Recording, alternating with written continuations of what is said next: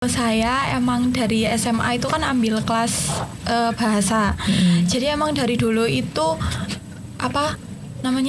sengaja mau ambil prodi sastra, tapi bingung tuh dulu tuh mau ambil sastra Indonesia apa sastra Inggris. Soalnya dulu tuh juga minat di bahasa Inggris.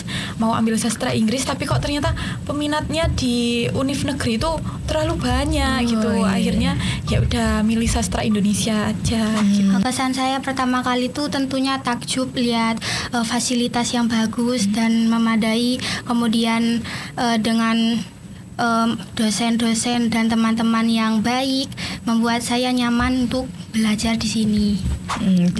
Nah, kebetulan kan saya itu pernah ikut 3 organisasi waktu semester 4-5. Nah, di situ tuh kan apalagi semester 4-5 itu kan semester yang emang lagi banyak-banyaknya tugas, lagi aktif-aktifnya banget nih gitu. Terus habis itu di situ tuh kayak bingung banget gimana nih ngejalanin komunitas, organisasi, terus tugas-tugas kampus gitu. Sampai pernah saya itu ngerjain tugas kampus waktu lagi rapat organisasi.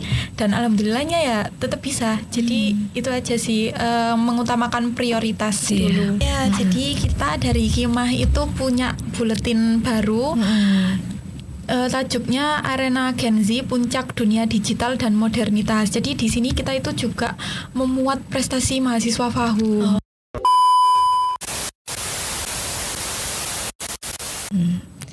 Halo semuanya, Assalamualaikum warahmatullahi wabarakatuh.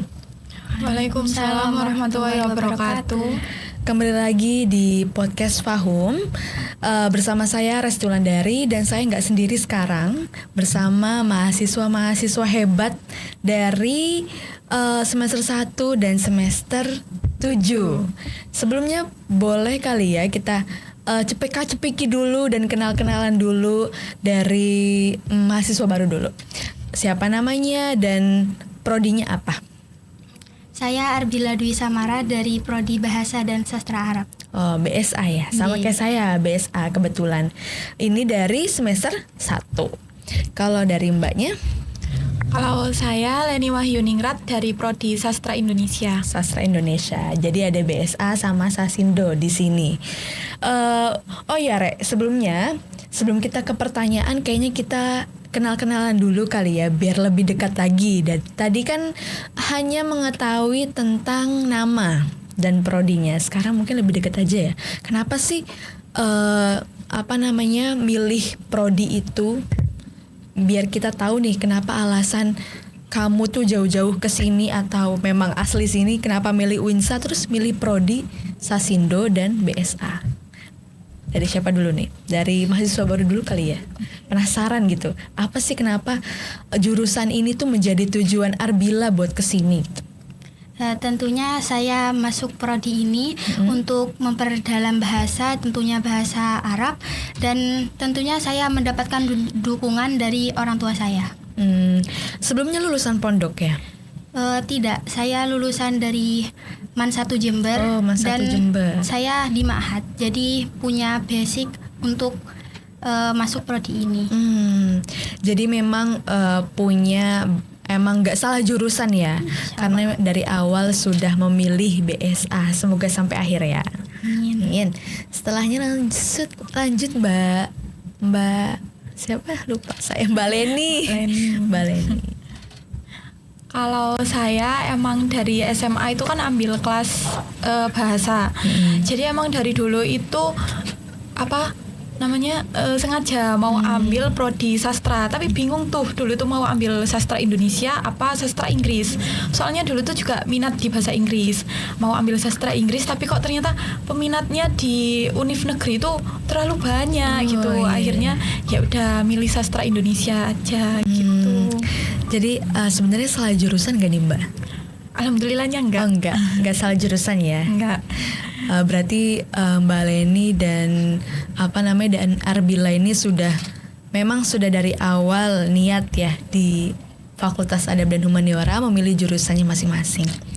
Setelah itu mungkin setelah kita bicara ya tentang kenapa sih alasan mereka ini masuk prodi ini. Setelah itu aku juga mau tahu kesan pesan pertama kali untuk Arbila dulu. Kesan pesan pertama kali itu pas nginjek kampus ini tuh apa? Atau panas, atau di sini tuh aduh kok orangnya gini-gini atau apa gitu. Yang pertama kali ada di benak Arbila saat ikut PBAK.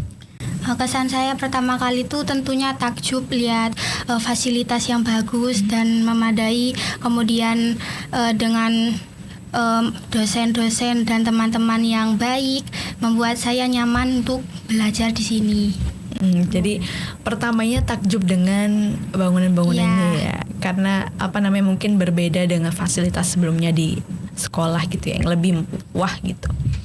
Kalau untuk Mbak Leni kayaknya nggak usah ditanya tentang kesan pertamanya di sekolah di kampus ini, karena udah 7 semester ya Mbak. Iya. Udah berarti udah berapa tahun tuh ini ya nyaling lamanya 3 tahun. 3 tahun. 3 tahun. Insya Allah abis ini ya Mbak ya 3,5 tahun. Amin. Setelah itu mungkin kalau dari Mbak Leni sendiri, Resti mau nanya tentang apa sih perbedaan saat Mbak Leni semester 1 sama saat sekarang semester 7. Apa sih yang beda dari mungkin kehidupan kampusnya atau pelajaran-pelajarannya, mungkin beda ya, pastinya beda. Tapi apa sih yang lebih signifikan tentang perbedaan Mbak Leni pas semester 1 sama semester 7 sekarang? Tentunya beda banget ya. Dulu itu waktu awal-awal kuliah itu ngerasa kayak minder, terus takut. Apalagi kan di sastra Indonesia tuh awal-awal tuh kayak dicekokinnya tuh di sastra gitu. Sedangkan saya itu kurang ngeh banget di sastra, lebih ke linguistiknya. Terus alhamdulillahnya berjalan semester terus alhamdulillah dicekokin juga sama matkul-matkul linguistik. Jadi kayak oh ternyata udah bisa beradaptasi, udah nggak minder, udah nggak pesimis lagi. Bener. Gitu. Berarti itu ya pas semester 1 ya Mbak. Kalau Iya. semester sekarang nih gimana tuh? Kalau semester sekarang pusing skripsi. Pusing skripsi ya Mbak ya, mabok skripsi ya. Iya. Semoga dimudahin sama Allah Amin. skripsinya. Setelah kita mengetahui tentang perbedaan antara semester 1 sama semester 7 tadi dari Mbak Leni, mungkin Resti pengen tahu ya, gimana sih cara memanage waktu dari Mbak Leni sendiri, yang mana kan biasanya kan seorang mahasiswa tuh nggak diem diri aja ya, pastinya dia itu ngikut organisasi ataupun ngikut komunitas luar. Nah gimana sih cara Mbak Leni itu memanage waktu? Nah, kebetulan kan saya itu pernah ikut 3 organisasi waktu semester 4-5. Nah, di situ tuh kan apalagi semester 4-5 itu kan semester yang emang lagi banyak-banyaknya tugas, lagi aktif-aktifnya banget nih gitu.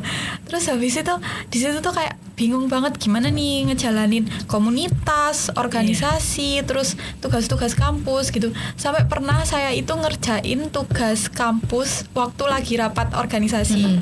Dan alhamdulillahnya ya tetap bisa. Jadi itu aja sih, mengutamakan prioritas dulu. Yang paling penting tuh dari segala hal itu pasti kuliah dulu ya Mbak ya. Iya. Daripada organisasi. Mungkin karena memang tujuan awalnya kan di sini untuk belajar dulu baru mengikuti organisasi. Nah, setelah tadi kita dengar dari Mbak Leni ya tentang tips manajemen tuh katanya prioritas. Kalau dari Arbila sendiri ya, kan baru masuk sebagai mahasiswa baru. Apakah sudah mengikuti beberapa organisasi? Dan kalau misalkan sudah mengikuti organisasi, kenapa sih pilih organisasi itu gitu? Untuk saat ini saya cuma mengikuti UKM dan itu UKM LPM Kimah jurnalistik. Kenapa saya mengikuti itu? Karena dulu waktu di mana saya pernah ikut jurnalistik dan saya ingin melanjutkan kejurnalistikan itu di sini. Dan untuk manajemen waktu, karena saya mahasiswa baru mungkin tidak terlalu hektik dan bisalah memanage waktu dengan baik. Jadi baru ikut LPM Kimah ya? Ya. Karena memang dari basic awalnya sudah mengikuti jurnalistik. Atau nanti semester selanjutnya udah ada pandangan lagi nih mau ngikut apa atau hanya satu aja sampai akhir? Untuk semester selanjutnya saya punya pandangan untuk ikut Himapro dan mungkin melatih yang public speaking lagi untuk ikuti ada Winsa public speaking. Iya ada. Tuh. Oke. Mungkin bisa belajar dari kakak-kakaknya ya, dari Mbak Leni juga atau dari kakak-kakak yang memang sudah pernah mengikuti organisasi itu gitu. Dan Arbila juga bisa bisa menanyakan apa sih passion yang seharusnya aku tanamkan untuk di organisasi ini gitu. Nah, kalau untuk organisasi sendiri kan pastinya kita bersosialisasi dengan orang-orang kampus ya. Orang-orang yang mungkin latarnya berbeda gitu dengan kita, yang ada yang dari saya sendiri ya, dari Tangerang, terus ada juga yang dari bermacam-macam daerah gitu kan. Nah, gimana sih caranya Arbila dulu ya? Caranya Arbila itu beradaptasi dengan lingkungan dan latar belakang orang yang berbeda-beda. Apalagi kan di Surabaya ini, di Winsa ini bukan cuma Surabaya doang nih, ada juga yang dari Madura, ada yang dari Lamongan, ada yang dari mana. Nah, gimana sih caranya Arbila itu beradaptasi dengan lingkungan kampus gitu? Untuk saya sendiri, saya tuh orangnya sokap dan mudah untuk bergaul dengan teman-teman yang lain. Jadi saya bisa untuk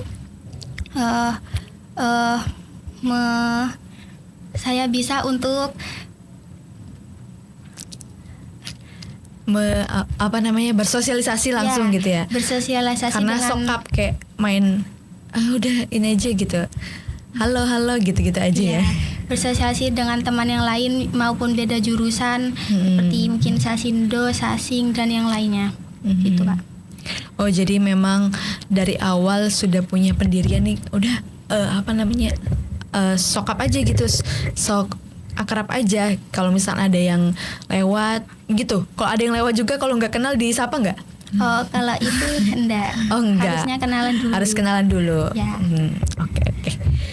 Nah, selain itu ya, selain dari lingkungan kampus, mungkin kalau dari Mbak Leni sendiri lingkungan kampus sudah biasa gitu ya, udah 7 semester tuh udah kelihatan ini orangnya gini-gini, udah biasa gitu ya Mbak.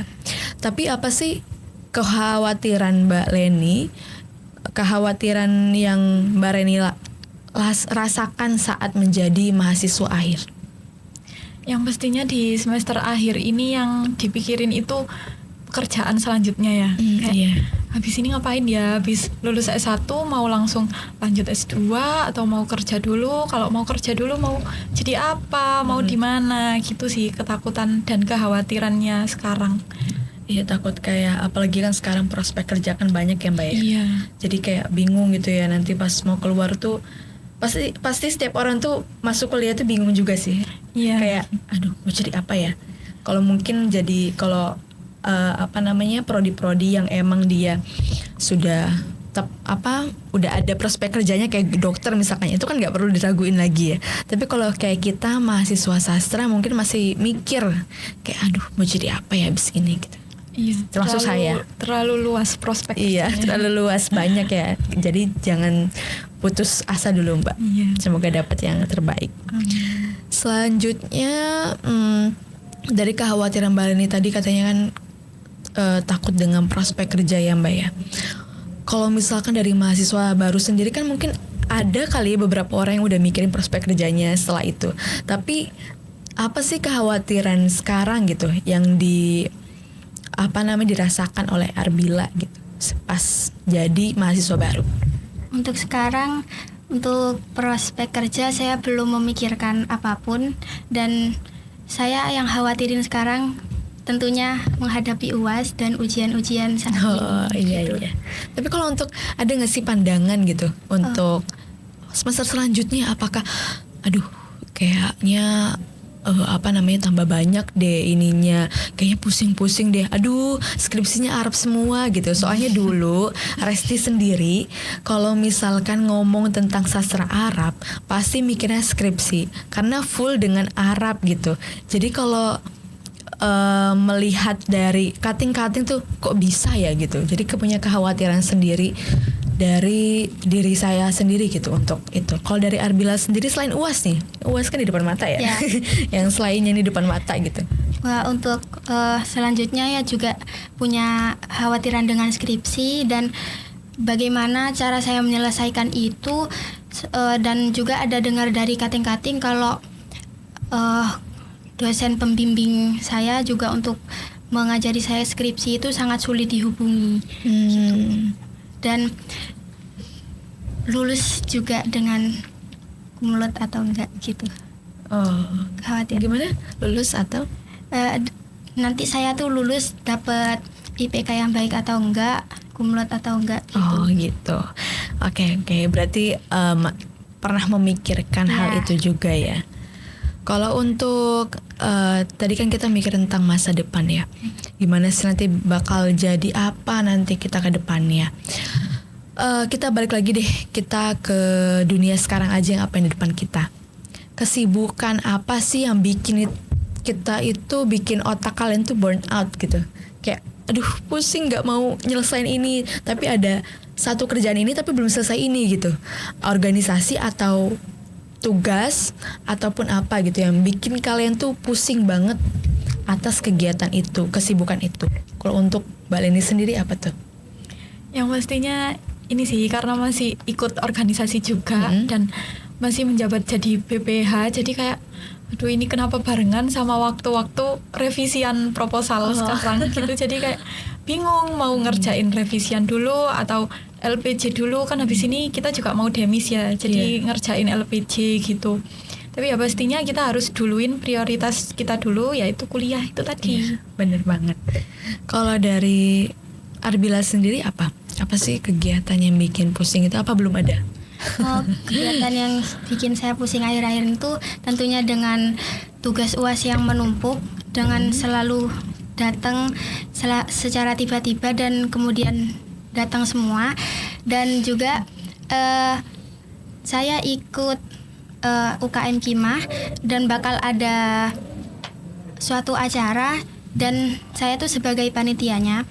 Jadi akhir-akhir ini sibuk memikirkan tentang gimana sih acaranya itu dan tugas-tugas UAS yang menumpuk akhir ini. Oh, jadi tugas UAS ya, lebihnya ke tugas gitu ya. Karena memang Arbila kan masih belum sehektik belum sehektik Mbak Leni gitu nanti akan merasakan kayak pusing gitu dengan aduh ini milih yang mana dulu, organisasi dulu atau tugas dulu gitu. Nanti semakin tinggi katanya ya, semakin kita tinggi semester itu semakin banyak cobaannya Mbak. Bener ya Mbak ya. Kebetulan saya semester 5 dan memang saya merasakan bahwasanya ternyata emang sepusing itu ketika udah di semester tua gitu. Karena memang kalau pas semester awal itu yang kita rasakan tuh happy. Dulu itu ya, ini sharing-sharing kita. Dulu itu kalau misalkan semester 1 ya, kalau misalkan kayak nggak ada matkul, kegacoan gitu, ngebakso bareng, ngerujak bareng gitu. Tapi ternyata semakin kesini semakin kayak mikir, oh ternyata baik juga tugas gitu, kayak nggak bisa buat kegacoan buat kemana gitu. Udah nggak kepikiran lagi ya. Setelah itu mungkin bisa Arbila memberikan kesan dan pesan ataupun saran untuk mahasiswa yang sama, mahasiswa semester 1 kayak Arbila, bisa bilang ke podcast ini gitu. Untuk saya sebagai mahasiswa baru karena masih baru dan belum hektik seperti Mbak Leni, atur waktu dengan baik. Jadi mengerjakan tugas itu jangan sampai mau deadline gitu. Dan sudah tantangannya cuma mengatur waktu aja. Iya, mengatur waktu ya. Emang tuh sebenarnya mengatur waktu tuh bukan hanya semester 1 tapi semuanya. Tapi terlebih lagi kan sekarang pasti semester 1 kan masih leha-leha ya. Masih leha-leha. Jadi mungkin banyak yang menggampangkan ya. Mungkin pesannya dari Arbila itu teman-teman, lebih manage waktu lagi. Kalau dari Arbila sendiri itu tipe orang yang planner nggak, kayak nge-deadline semuanya gitu, nge-deadline semua tugas-tugas apa, ya udah aku ingat aja di kepala gitu. Tipe orangnya kayak gimana tuh? Tergantung mood Kak. Kalau mood saya mau ngerjain, saya kerjain. Tapi kalau semisal saya lagi gak mood, saya minta tolong teman saya untuk mengingatkan, tolong ingetin aku ngerjain tugas jam segini gitu. Berarti bukan yang misalkan tempel di tembok terus ada list tugas gitu? Bukan. Oh bukan, berarti udah ingetin aja gitu ya? Ya ingetin aja. Tapi nggak pernah lupa. Nggak pernah lupa. Nggak pernah lupa. Yang penting tidak melebihi tenggat deadline. Oke. Kalau dari Mbak Leni sendiri nih, ada nggak kesan pesan ataupun saran untuk mahasiswa semester 7 ya, terlebih teman-teman Mbak Leni dari prodi Sasindo ataupun prodi lainnya, boleh kasih pesannya, sarannya. Kalau buat teman-teman semester 7, kita harus semangat buat skripsian ini. Jangan pernah takut buat bimbingan, soalnya biasanya semester 7 tuh yang ditakutin bimbingan. Takut bimbingan, takut revisi sana sini. Tapi ya nggak apa-apa, kita jalanin aja. Ini pasti cuman fase yang nggak lama kok. Pasti habis ini selesai. Iya, jadi bener banget. semangat buat ngerjain. Semangat semester 7. Jadi emang fase yang paling menakutkan tuh bimbingan ya Mbak ya? Beberapa anak itu ada yang takut buat bimbingan gitu, karena kan pasti kalau bimbingan kita revisi gitu. Iya. Mungkin bukan karena dosen ya? Bukan. Bukan. Lebih ke takut revisinya. Takut revisinya gitu ya. Terus kalau untuk nanya juga nih ya Mbak ya, buat semester tua juga. Kalau untuk skripsi ya, itu yang paling menghambat dari skripsi itu apa sih, sampai orang tuh kayak misalkan malas ngerjain gitu kan? Pasti banyak ya orang-orang kayak gitu kan, bahkan Resi lihat sendiri di TikTok gitu ya, kayak aduh mending scroll TikTok daripada buka laptop, katanya gitu. Nah, apa sih yang bikin mahasiswa untuk males mengerjakan skripsi itu apa? Revisinya atau apanya gitu? Yang pasti moodnya ya. Oh iya, moodnya ya. Moodnya itu. Tapi kalau saya sendiri itu dulu tuh emang pernah berpikir kalau kayak mahasiswa akhir itu kenapa sih skripsinya nggak selesai pasti dia males gitu. Tapi ternyata bukan cuman diri sendiri aja yang jadi faktor utamanya. Bisa karena emang dosen pembimbingnya yang susah dihubungi, terus revisinya yang emang bingung mau dikerjainnya gimana gitu. Kayak mood ya Mbak ya, apalagi kayak perempuan tuh pastinya moodnya tuh swing banget. Iya. Harus bingung mau ngerjain yang apa dulu gitu. Kalau dari Mbak Leni sendiri siapa nih dosen pembimbingnya? Ada Pak Guntur sama Pak Haris. Boleh kasih ini mungkin pesan untuk Pak Guntur dan Pak Haris. Pak Guntur sama Pak Haris, ya terima kasih udah membimbing selama ini gitu. Apalagi cukup banyak revisiannya kemarin habis ujian. Jangan dipersulit ya Pak ya. Semoga cepat lulus ya Mbak. Amin. Setelah itu mungkin kita diskusi lagi kali ya. Ini Resti tanya tentang dua perspektif, bukan hanya dari dari Arbila dan Mbak Leni, tapi tentang kedua-duanya. Jadi apa sih yang Arbila pelajari dari mahasiswa semester 7 dan apa yang Mbak Leni pelajari dari mahasiswa semester 1? Dari Mbak Leni dulu mungkin. Kalau dari saya itu ngelihat mahasiswa semester baru itu kayak yang dipelajari itu pasti semangatnya ya. Kayak mereka kan masih semangat gitu. Jadi kita semester tua itu lihatnya itu kayak aduh males nih ke kampus gitu. Tapi nanti pas di kampus itu lihat semester baru pada semangat gitu, jadi kayak ya masa kita males sih gitu. Lagi iba-ibi ya Mbak ya. Iya. Aduh jam 6 udah ini ya. Jam 6 udah dateng ya. Gitu sih. Jadi semangatnya yang contoh dari semester baru. Semangatnya. Kalau dari Arbila sendiri apa nih yang dipelajari dari semester 7? Yang bisa saya pelajari dari yang dikatakan Mbak Leni tadi, ya cara mengatur waktunya, ya bisa membedakan antara organisasi dan kuliah, dan lebih mementingkan kuliah sendiri. Dan mungkin Mbak Leni juga ngomongnya itu lebih lancar. Jadi saya bisa public speakingnya. Ya, public speakingnya. Jadi kita bisa Arbila bisa ngambil dari public speakingnya ya. Mungkin bisa belajar, dan nanti Arbila pasti jadi orang seperti Mbak Leni gitu ya. Bisa mencontoh dari Mbak Leni. Oke, setelah itu setelah apa yang tadi kita bicarakan, pastinya di kampus ini kayak Mbak Leni kan udah berapa? Tapi Mbak Leni baru hidup di kampus ini tuh, di kampus 2 ini ya, sebelumnya kan kampus 1 ya. Iya. Itu berapa lama tuh Mbak? Dari semester 3 sih. Semester 3 ya. 2 ya kayaknya. 2 tahun ya. Nah, menurut Mbak Leni kampus ini tuh termasuk kampus ideal apa enggak? Maksudnya kampus, kenapa sih apa dari lahan parkirnya atau gedung-gedungnya atau fasilitas ini bisa dikatakan kampus ideal apa enggak?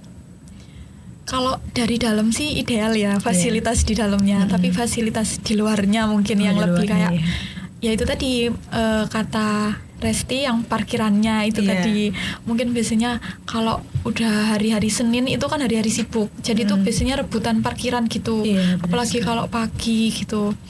Terus cuacanya sih, cuaca di sini kan panas banget nih di Gunung Anyar. Iya, sepertinya tuh matahari ada 10. Kayaknya setiap orang tuh ada mataharinya gitu. Tapi alhamdulillahnya tuh mendung ya akhir-akhir ini. Iya. Jadi kayak alhamdulillah Surabaya hujan ya Allah gitu.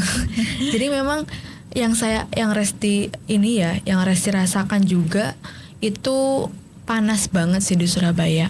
Apalagi kan kalau misalkan lihat ya dari kampus 1 itu masih banyak pohon-pohon yang ada di yang tinggi-tinggi gitu. Tapi kalau di kampus 2 tuh benar-benar kayak melihat aduh kok gersang sekali gitu. Seperti dibakar gitu kan. Kalau dari Arbila sendiri gimana tuh? Kampus yang ideal tuh kayak gimana sih? Kampus ini termasuk ideal sih menurut saya, soalnya emang benar di luar itu panas, tapi pas masuk kampus ini jadi adem dan fasilitas yang di dalamnya itu juga memadai yang membuat kita nyaman untuk belajar. Ada seperti smart TV, proyektor mungkin yang lebih mudah untuk membantu kita belajar. Ruang podcast. Ya, ruang podcast. Oke, gitu ya. Untuk kampus ideal tadi ya, setelah itu kita bahas tentang apa sih pencapaian yang selama hidup atau di kampus ini ya yang paling kalian banggakan gitu. Kayak misalnya di kampus aja, kita ambil dari kampus gitu. Apa sih pencapaian yang kalian banggakan? Pencapaian kan bukan hanya prestasi. Bisa jadi kayak kita udah jadi MC, saya jadi host atau kalian jadi narasumber saja udah menjadi pencapaian gitu ya. Yang pencapaian orang kan beda-beda, gak bisa kita samakan. Nah, pencapaian Arbila selama kuliah ini apa tuh? Pencapaian saya selama kuliah di sini tuh saya yang menurut Arbila tuh berkesan gitu. Iya. Saya tuh jadi PD di kelas itu, saya sering bertanya dan sering berpendapat, diskusi dengan teman-teman maupun dosen. Saya tuh tidak merasa takut untuk begitu. Dan kemudian juga mungkin pencapaian terbesar ini diajak podcast saat ini dan menjadi narasumber pertama kali gitu. Jadi itu. gitu, ya. Alhamdulillah. Juga kalau nggak salah Arbila kan BSA juga ya. Ini nggak jadi peserta teraktif kan ya? Ya. Osjur kemarin. Osjur sama Kimah ya? Ya. Masya Allah. Ternyata Arbila ini termasuk orang yang aktif, yang kayaknya suka gitu ya diajak ngomong gitu ya. Ya nggak sih? Yang kayak ceria dan kalau bisa dibilang tuh extrovert. Ya. Ya. Oke, berarti itu ya termasuk pencapaian dari Arbila. Ya. Kalau dari Mbak Leni sendiri apa tuh Mbak selama kuliah ini gitu, pencapaian Mbak Leni? Kalau selama kuliah ini, kalau dapat sahabat yang baik itu termasuk pencapaian? Iya, termasuk pencapaian banget.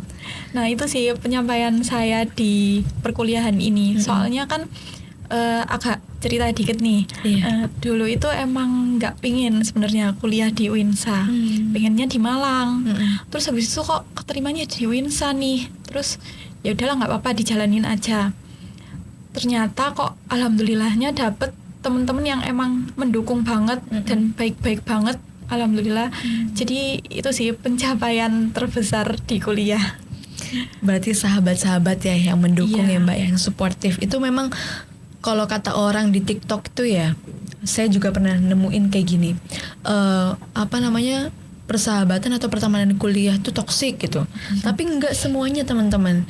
Bahkan saya juga punya bestie yang mana itu bisa nemenin kita di kala hal apapun gitu ya Mbak. Itu termasuk pencapaian menurutku juga.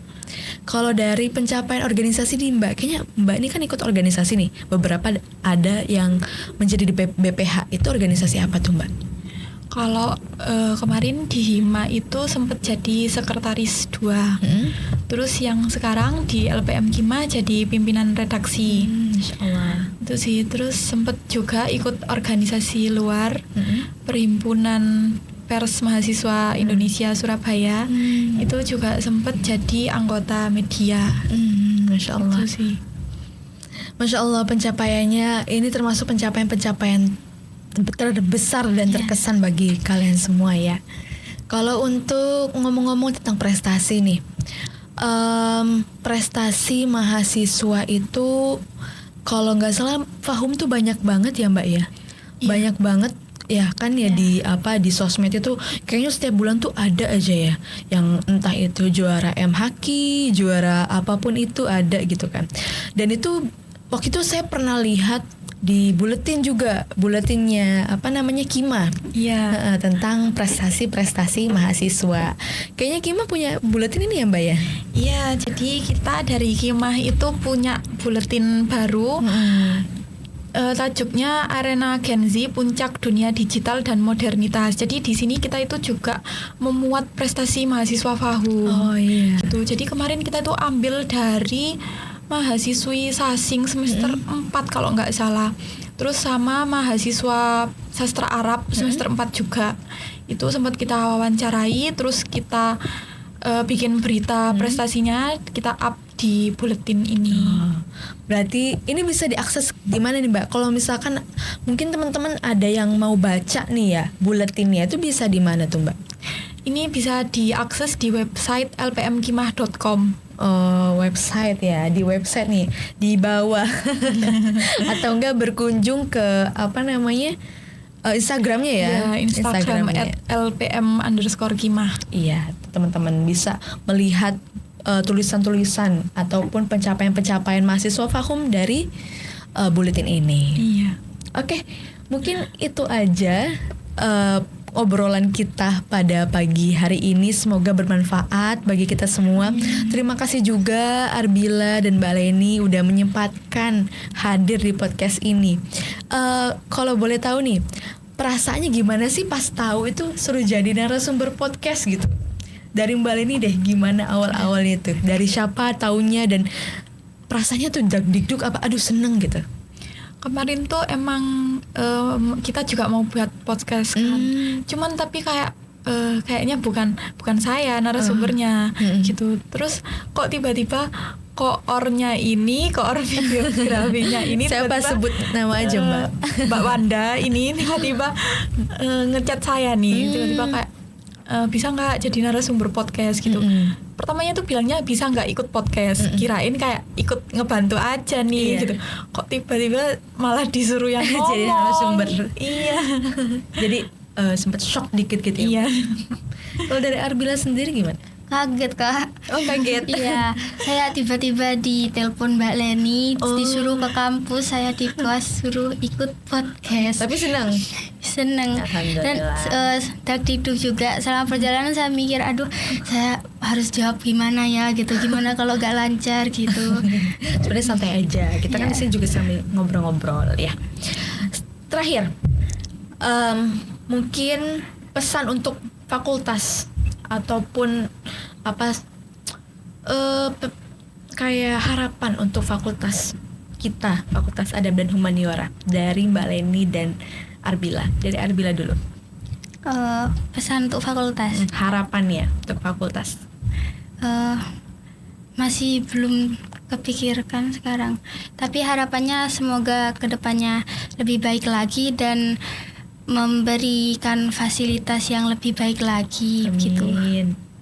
Sudah? Sudah. Oke, berarti semoga Fahum ini lebih baik lagi dari sebelumnya gitu ya. Tahun 2025 kayaknya Fahum ini lagi nambah kelas lagi. Ya. Kalau dari Mbak Leni? Kalau harapannya sih semoga Fahum dosen-dosen dan jajarannya ini mempermudah kita semua mahasiswa-mahasiswi Fahum buat mencapai prestasi yang emang benar-benar kita inginkan. Semoga dosen-dosen dan jajarannya ini bisa mendukung kita, memfasilitasi dan membantulah, mensupport pokoknya Benar sama banget. mahasiswa Fahum. Semoga sehat-sehat juga ya Mbak ya dosennya. Iya, amin. Dosen-dosennya sehat sampai bisa membimbing kita sampai akhir. Amin. Oke, mungkin itu aja dari Resti, Arbila dan Mbak Leni. Semoga kita bisa bertemu di kesempatan selanjutnya. Wabillahi taufiq walhidayah, waridho wal inayah. Wassalamualaikum warahmatullahi wabarakatuh. Waalaikumsalam warahmatullahi wabarakatuh.